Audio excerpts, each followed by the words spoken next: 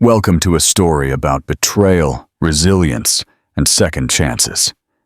Before you dive into this tale, don't forget to subscribe to our channel, like this video, and tell us in the comments which city you're watching from. Get ready for a story that will give you goosebumps. The Great Betrayal. The majestic silence of St. Trinity Cathedral enveloped everyone present. Its ancient walls, witnesses to countless vows of eternal love, now watched as Valerie's heart shattered into 1,000 pieces.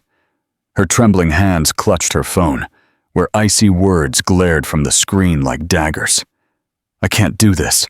I'm sorry." Richard Sterling, the construction tycoon who had sworn unconditional love to her, had just left her at the altar. Valerie, radiant in her wedding dress, which barely concealed her 5-month pregnancy, felt the ground drop out from under her feet. 300 guests, the cream of society, the city's elite, began to whisper as she stood paralyzed, trying to comprehend the incomprehensible. The bouquet of white lilies slipped from her numb fingers. Her breathing became ragged as she fought to maintain her composure. Richard had decided to crush not only her heart. In her womb, 2 little lives, twins, already felt that the man who was supposed to protect them had abandoned them. "Ms. Valerie, are you feeling ill?" The concerned voice of the priest barely reached her ears. Tears, held back by pride, threatened to spill at any moment. This was not the first humiliation Valerie had endured from Richard. In the 2 years of their relationship, he had constantly belittled her at social events. He criticized her dresses for being too simple for his standards, and even asked her not to mention her humble origins in the presence of his influential friends. The memory of those words now echoed in her head. "Valerie, darling, when asked about your family, just say they are industrialists from the north. It sounds better than saying your father was a plumber." The news of her pregnancy had been met with a coldness that should have warned her of what was coming. "Are you sure they're mine?" Richard had asked with a crooked smirk. "Maybe we should settle this before it becomes public knowledge. You know I have a reputation to maintain." A sob escaped her throat as the whispering grew louder. Some guests looked at her with poorly concealed pity.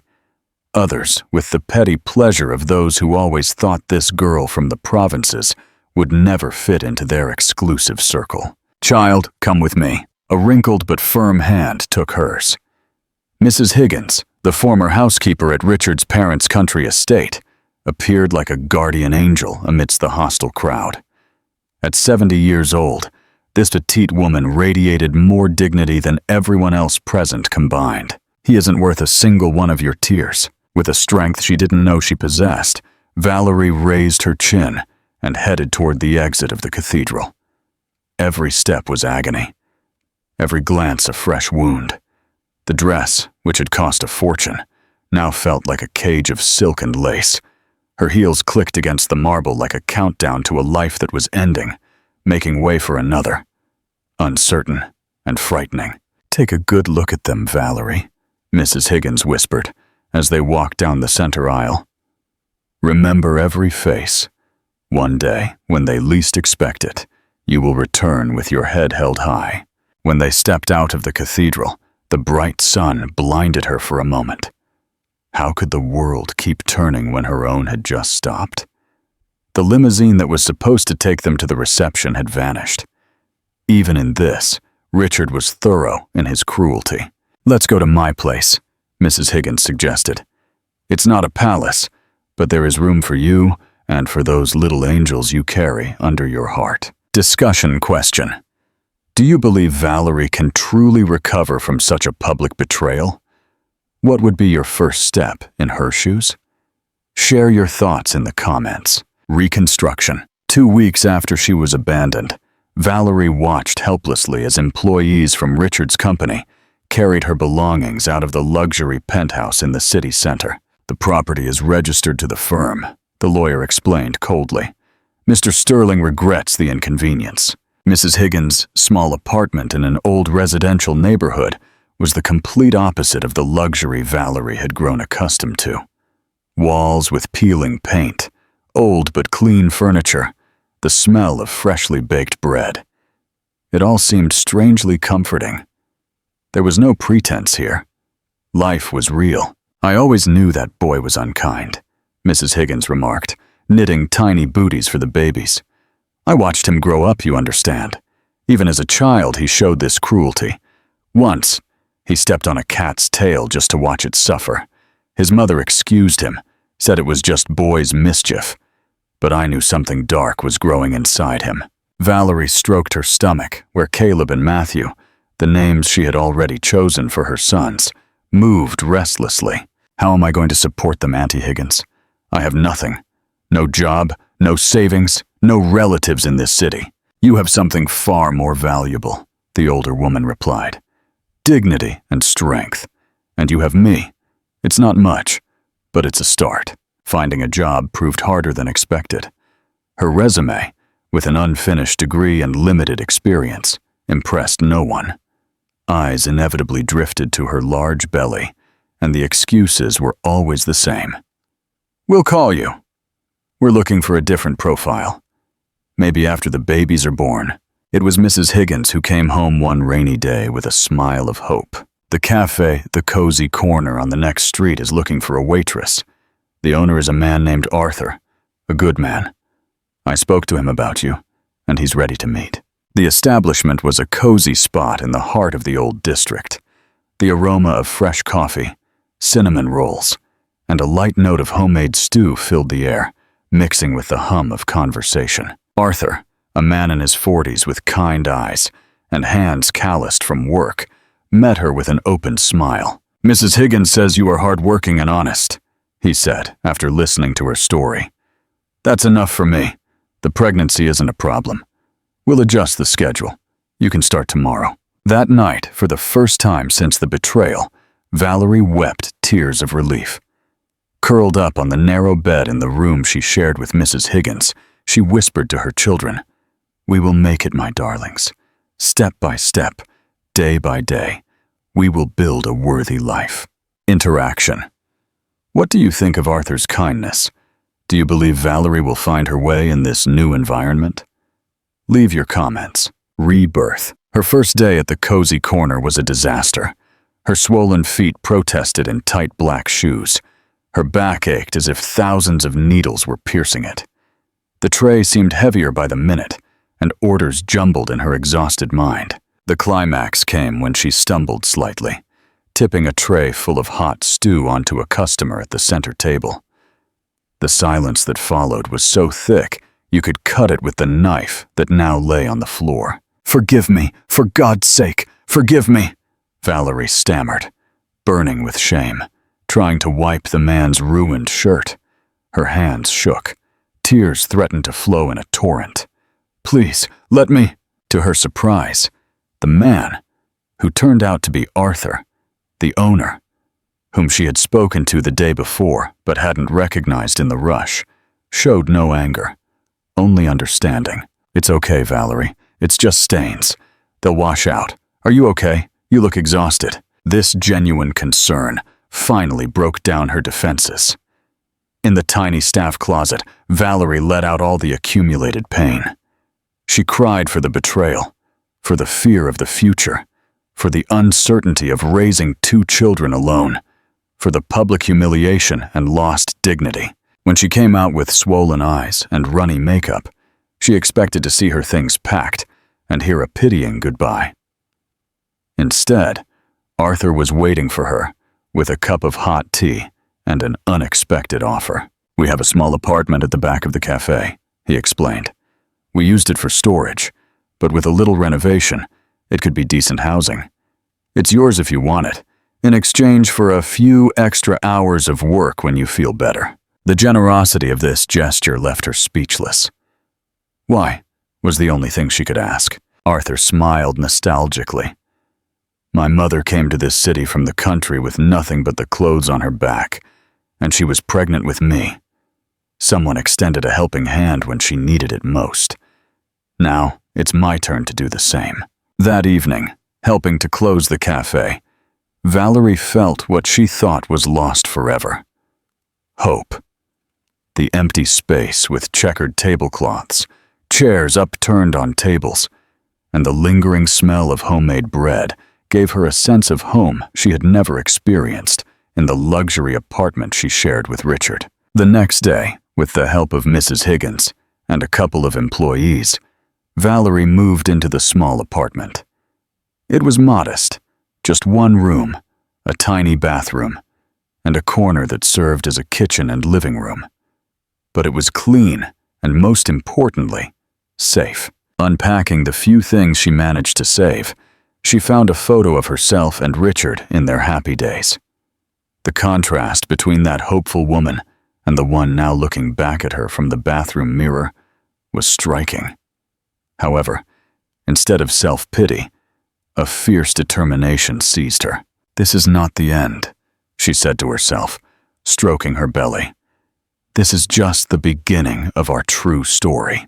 The sounds of the cafe seeping through the walls, lively conversations, spontaneous laughter, the clinking of glasses and cutlery, formed a soothing symphony. Within these walls, saturated with the smell of baking, Valerie and her children found not just a shelter, but a possibility of healing. "And I will never let anyone hurt us again," she promised her children as she prepared for the first night in their new home. "From now on, it's us against the world, my little fighters, and I promise we will win this battle." Call to action. Don't forget to hit like. How do you think this new sense of community will affect Valerie's recovery? Share your thoughts in the comments. The phoenix spreads its wings. Weeks passed in the calm rhythm of an old song at the cozy corner. Valerie learned to navigate between tables with a grace that defied her late-term pregnancy. Her hands, previously accustomed to expensive creams and perfect manicures, now bore the marks of honest labor, which she examined every evening with quiet pride. "You have a natural gift for this," remarked Kate, the 60-year-old cook who commanded the kitchen with the authority of a general and the tenderness of a grandmother. "The way you talk to customers, how you remember their preferences, that can't be taught. You're born with it." Valerie smiled, setting out cutlery for dinner. "My father always said dignity isn't in what you do, but in how you do it." Her small apartment turned into a real home. The walls, previously bare, were now adorned with black and white photos of the old city that Arthur had given her. A rocking chair found at a flea market occupied the corner by the window, where Valerie spent hours stroking her increasingly prominent belly.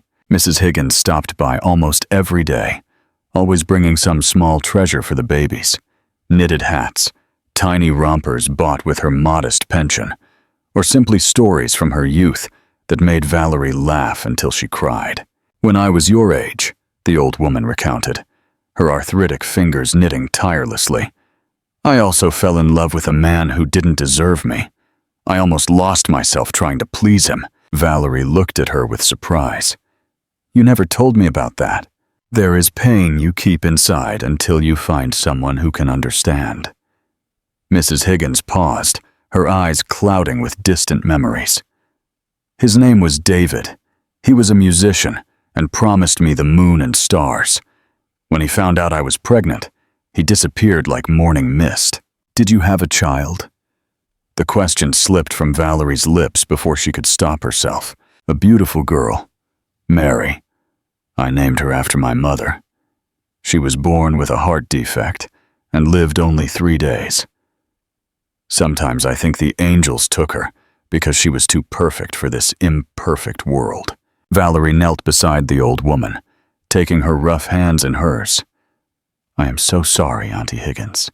"Don't be sorry, child. That loss taught me that we are stronger than we think." A surprising fire lit up in her eyes. "And now, life is giving me a second chance with you and these babies." That night, feeling the children move inside, Valerie reflected on the different forms of love. The fake love of Richard, who only knew how to take. The maternal love of Mrs. Higgins, which survived even the death of a child. The brotherly love of Arthur and the cafe staff, who accepted her without judgment.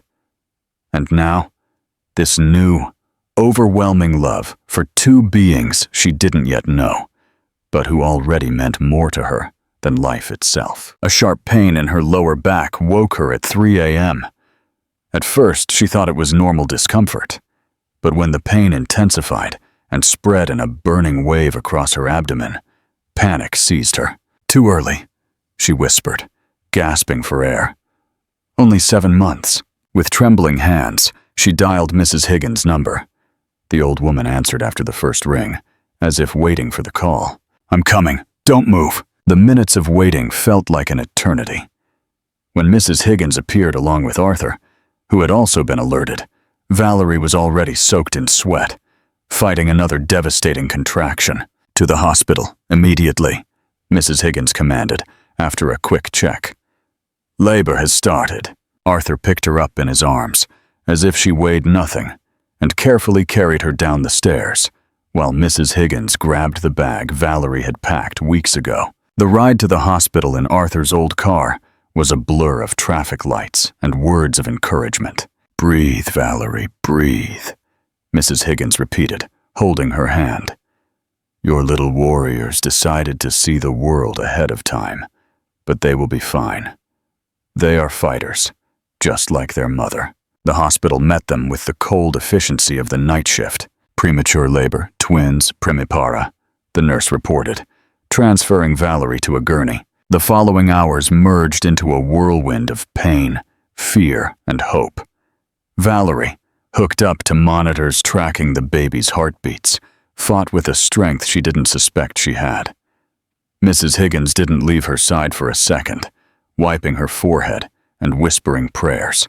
"Richard should be here," Valerie muttered in a moment of clarity. "Exactly who needs to be here is here," Mrs. Higgins replied firmly. "The people who truly love you." When the doctor announced that an emergency C-section was necessary due to complications, panic overwhelmed Valerie. "Will my children be okay?" "We will do everything possible." An honest, terrifying answer. Arthur, who had been sitting in the waiting room for hours, jumped up when he saw the gurney. "I'll be here when you come out," he promised, squeezing her hand. "You three are family now." The operating room was sterile and frightening. Valerie, semi-conscious from the anesthesia, heard the distorted voices of the doctors. "I want to see my children," she pleaded. The weak but determined cry of the first baby pierced the fog of her consciousness. "A boy," someone announced. A moment later, a second, higher-pitched cry joined the first. "Another boy.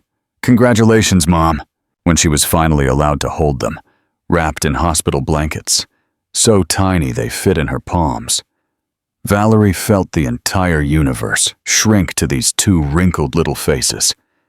Caleb and Matthew, her little miracles, came into the world against all odds. Deciding to live, deciding to fight. "They are perfect," she whispered, kissing their tiny foreheads. "And they are mine, only mine." Discussion question. Do you think Richard will step up to fatherhood? What challenges await Valerie as a young mother? Write in the comments. Fortune favors the bold. Returning to the apartment above the cafe was a mix of joy and challenges. The twins, though premature, showed surprising vitality. Their persistent crying, the endless nights, diapers, feedings, it all turned into an exhausting dance that Valerie performed with the determination of a person who knows there is no alternative. Arthur had prepared the space during her absence. Two simple but beautiful cribs now occupied the corner of the room. The closet was bursting with baby clothes, gifts from staff and regular customers. The first months were an exercise in endurance. Valerie learned to function on a few hours of broken sleep. During the day, while the twins slept, she helped with the cafe management, discovering a natural talent for numbers. "We throw away too much food," she noticed one day while reviewing invoices. "If we implement a more efficient inventory system, we will cut costs without sacrificing quality." Arthur looked at her in amazement. "Where did you learn that?" Valerie shrugged. I was always good at math. I observe, Arthur. I observe and learn. The system she developed cut the cafe's waste by 1/3 in the first quarter. Soon, Valerie took on more responsibilities, negotiating with suppliers, staff schedules, updating the menu. You should think about studying business administration, Arthur suggested one evening. You have a natural flair. With the support of Mrs. Higgins, who offered to babysit, Valerie started online courses in the evenings. Richard, meanwhile, paid alimony reluctantly, often with delays, and pennies compared to his fortune. His visits were rare and superficial. They look just like me, he commented, looking at the children with a mixture of possessive pride and emotional distance. I hope they inherit my business acumen, not yours.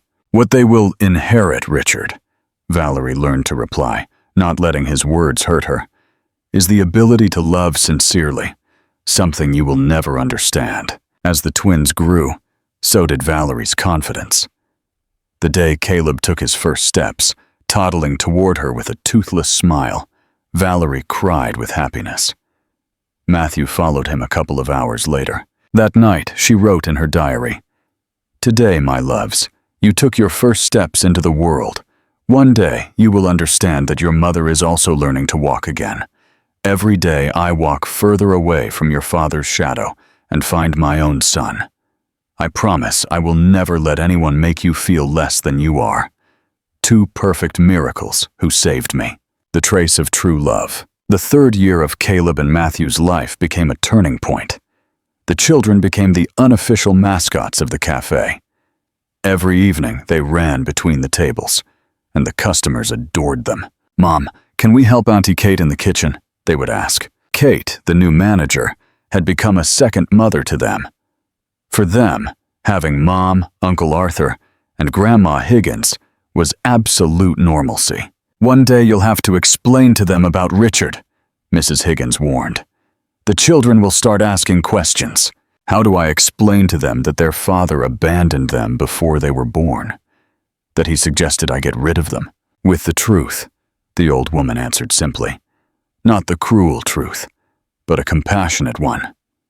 Say that their father wasn't ready for such a gift as them, and remind them how much we love them." Meanwhile, the success of the Cozy Corner went beyond the neighborhood. The innovative fusion of traditional cuisine and fresh ideas attracted critics. "We need to expand," Arthur suggested. "There is a space in a prestigious district in the center." Valerie hesitated, but Arthur insisted. "I propose something. Valerie should lead this project. Her share in the stocks will grow to 20%, and she will develop the entire strategy." The trust overwhelmed her. 3 years ago, she was abandoned at the altar. Today, she was trusted with the future of the business. "I agree," she said, "but on one condition. We will hire single mothers specifically, offering them a flexible schedule and, over time, a nursery. Right in the establishment. I didn't have such support when I needed it, and I want this to become part of our identity." The proposal was accepted unanimously. The opening day of the Cozy Corner in the center was a triumph. Terracotta-colored walls, live plants, an atmosphere of comfort. The twins, dressed up, handed out baskets of bread to guests. Mrs. Higgins, in her best dress, secretly wiped away tears of pride. "Daughter," she whispered, "if your father could see you now, he always knew you were destined for great things." The success exceeded all expectations. The city's most influential critic called the restaurant the perfect fusion of tradition and innovation. It was this article that caught Richard's eye. He hadn't seen the children for months. The call came on a Tuesday evening. "Valerie, it's Richard." His voice sounded different. "I saw the article. Seems you're doing great." "We are doing well, yes," she replied cautiously. "Do you need something? The children are already going to bed." "I'm not calling about the children, not exactly. I thought maybe we could meet. Talk about us." The Valerie of 3 years ago would have felt a thrill. The current Valerie felt only mild curiosity, mixed with disbelief. "There is no us, Richard. There hasn't been since you left me at the altar, pregnant with your sons. People make mistakes, he insisted in his persuasive tone. I've been thinking a lot lately. Maybe we rushed things. For the sake of the children, we should try again. Valerie closed her eyes, taking a deep breath to contain her anger. Rushed things?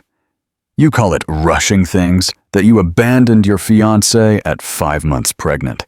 That you suggested I get an abortion? That you appear in their lives only when it's convenient for your image? That's unfair, Valerie. I paid alimony, with constant delays and pennies, she interrupted. And money doesn't replace presence, Richard. Your children barely recognize you. Do you know who they call when they have nightmares? Kate. Do you know who taught them to ride a bike? Arthur. They are their family. The people who were there every day, in sorrow and in joy. The silence on the other end of the line was so thick that for a moment she thought he had hung up. Final call to action. Do you think Richard will finally understand the true meaning of family? What do you expect for Valerie's future? Leave your comments below. They say revenge is a dish best served cold. But for Valerie, the best revenge was simply being happy. However, the past has a nasty habit of knocking on the door, not with flowers, but with a subpoena. Richard Sterling was not used to hearing the word no. When his charm didn't work, he decided to use what he had in abundance: money and lawyers. Are you ready to see love fight the law? Subscribe to the channel so you don't miss the finale of this drama. Battle for what cannot be bought. The silence on the phone after Valerie's refusal didn't last long. 3 days later, a courier in a strict suit walked into the cozy corner and handed Valerie a thick envelope. Inside was not an apology letter, but an official notification. Richard had filed a lawsuit to establish a visitation schedule with the children, demanding to take them every weekend and half the holidays to his country estate. Valerie's legs gave way. He wants to take them, she whispered, clutching the paper so hard her knuckles turned white. He wants to take them to that cold house where there is no place for them. Arthur, who was counting the register, was instantly by her side. He took the paper from her hands, scanned the text, and calmly placed a hand on her shoulder. He won't take them, Val. The court considers the children's attachment. He is a stranger to them. He has the best lawyers in the city, Arthur. And I'm just a restaurant owner. You are their mother, who has been with them every second of their lives, Arthur said firmly. And you are not alone. We will have lawyers too. The meeting with the past. The first meeting was scheduled not in court, but in a mediator's office. Neutral territory. Richard arrived on time, dressed in a Brioni suit, radiating the confidence of a man who had already bought the result. When Valerie entered, he stood up, giving her that same smile that once made her fall in love. But now she saw only a predator. Val, you look wonderful, he said, trying to kiss her hand. She pulled it away. Let's get to the point, Richard. Why are you doing this? You haven't seen them for months. You don't even know their shoe size. Richard sighed, theatrically portraying offense. I want to make up for lost time. They are my heirs, Valerie. Sterlings. They need appropriate upbringing, education, social circle. Your bohemian life in a cafe? It's cute, but it's not their level. Valerie felt anger rising in her chest. You talk about them like an investment project. They are children, Richard. They need love and stability. They need an elite boarding school. I can give them the world. He cut off coldly. And what can you give them? You and that cook of yours? At that moment, the door opened, and Arthur walked in. He wasn't in an expensive suit. He was wearing simple jeans and a shirt, but his presence filled the room with quiet strength. He stood next to Valerie, not touching her, but creating an impenetrable wall. This cook, Arthur said calmly, looking straight into Richard's eyes, taught them to walk. He treated their scraped knees. He read them bedtime stories. And where were you, Mr. Sterling, when Matthew had a fever of 104. Richard sneered. I was building an empire for their future. You were building a monument to your ego, Arthur countered. Discussion question. Do you believe money and status can compensate for the lack of parental warmth? Whose side are you on in this conflict? Write in the comments. The paternity test. The mediator suggested a trial meeting.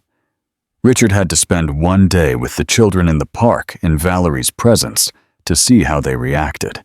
It was a sunny Saturday in Central Park. Caleb and Matthew, who had already turned 4, held Valerie's hands, looking suspiciously at the tall man with huge boxes in his hands. Richard had broken the bank. He bought the most expensive radio-controlled cars that could be found. "Hello, fighters," he exclaimed, handing out the gifts. "Look what Daddy brought you." The boys took the boxes, politely murmured thank you, but didn't rush to his neck. They didn't know how to play with these complex machines. "Let me show you." Richard started fiddling with the remote, getting more involved in the process than with the children. "See, it accelerates to 25 miles per hour. Matthew tugged at Valerie's sleeve. "Mom, is Uncle Arthur coming? He promised we'd go feed the ducks." Richard's face twitched when he heard this. "Uncle Arthur is busy," he said sharply. "Play with the cars. These are the best models on the market." 10 minutes later, the inevitable happened. Caleb, running after the car, tripped and scraped his palm badly on the asphalt. He started crying. Loudly and fearfully, Richard froze. He looked at the crying child with an expression of panic and squeamishness. He didn't know what to do. He reached out a hand, but froze, afraid to stain his suit or do something wrong. Well, don't cry, you're a man," he said clumsily. At that moment, Arthur appeared from around the corner of the ice cream stand. He wasn't supposed to be there, but he couldn't leave them alone. Seeing Caleb crying, he ran up without thinking, knelt right on the dirty asphalt, and scooped the boy into his arms. "Hush, little one, hush." "Yeah." Arthur's voice was low and soothing. "Let's see. Oh, that's a battle wound. We'll blow on it, and it will all pass." Caleb immediately wrapped his arms around Arthur's neck, burying his wet face in his shoulder. Matthew also ran up and pressed against Arthur's leg, seeking protection. Richard stood aside, holding the expensive remote control. He watched this scene, the man in a simple t-shirt comforting his son so naturally, as if he had done it 1,000 times, and he understood. He could buy the best lawyers, he could buy the most expensive toys, but he couldn't buy the way Caleb looked at Arthur. He couldn't buy trust. For the first time in his life, Richard Sterling felt poor. He walked up to them. Valerie tensed, ready for a fight, but Richard looked defeated. "They don't even know me," he said quietly. It wasn't a question. "Children don't know the word DNA, Richard," Valerie replied, looking him in the eye. "They know the word love. And love is a verb. It's an action. It's being there." Richard put the remote on the bench. "I'll withdraw the lawsuit," he said hollowly. "You're right. I can't be a weekend father. I don't know how to be a father at all." He turned and walked toward the park exit, a lonely figure among happy families. He left the expensive cars on the grass, useless and forgotten. The real proposal. That same evening, when the children were already asleep, exhausted by emotions, Valerie and Arthur sat on the small balcony of their apartment, looking at the night lights of the city. "You saved us today," Valerie said, taking a sip of tea. "Again, I was just where I wanted to be," Arthur replied. He turned to her, and in his eyes, Valerie saw what had been there for a long time, but what she was afraid to admit. "Val," he began, and his voice trembled slightly. I waited until you healed. Waited until you built your empire. Waited until you were ready. But I can't just be Uncle Arthur anymore. I love those boys like my own. And I love you, not as a business partner, but as the woman who taught me what true strength is." He took out of his pocket not a velvet box, but a simple yet elegant ring made of intertwined white and yellow gold. I can't promise you villas and limousines like Richard, but I promise that I will always be the one to blow on a scraped knee. I promise to be there when it's hard. I promise to love you every day for the rest of my life. Valerie, will you marry me? The tears Valerie had been holding back all they finally spilled over. But these were tears of pure happiness. Yes, she whispered. Yes, Arthur. You've been our family for a long time. It's time to make it official. Epilogue. True wealth. 5 years later, the Cozy Group restaurant chain was opening its 5th branch, this time in Boston. Forbes magazine included Valerie in the list of the most successful female entrepreneurs of the year. At the opening gala, Valerie stood on stage. In the front row sat Caleb and Matthew, now 9-year-old boys in tuxedos, and between them, their younger sister. 3-year-old Sophia sat on Arthur's lap. Mrs. Higgins, the guest of honor, beamed beside them. I am often asked what the secret of my success is, Valerie said into the microphone, looking at her family. Many think it's business strategy or luck, but the truth is my success is built on the rubble of what I thought was the end of the world. She met Arthur's gaze, who was holding Sophia's hand. I was taught that betrayal can be a beginning, that loss can lead to finding something greater, and most importantly, that a real family is created not by blood, but by love, devotion, and the choice to be there every day. In the far corner of the hall, unnoticed, stood a man. He had aged. His face was gaunt. Richard watched the woman he once deemed not good enough, and the children he rejected. He saw a happiness he had nothing to do with. He quietly turned around and walked out into the cold Boston night. He had millions in his accounts, but he knew the truth. The richest person in that room was standing on stage, and he was bankrupt in what truly mattered. Final call to action. This story proves that sometimes, to find real happiness, you have to lose the fake kind. Do you believe everyone deserves a second chance at love, like Valerie? If this story touched you to the core, please like it and share it with friends. And be sure to subscribe to our channel. There are many more stories ahead about the strength of the human spirit. Thank you for being with us.